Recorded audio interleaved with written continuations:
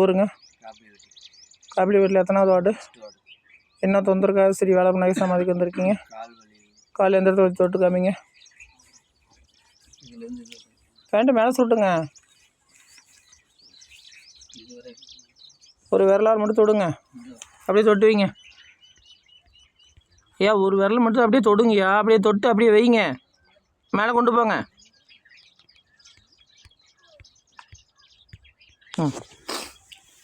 ரெண்டு கை ஜோடி விட்டீங்க.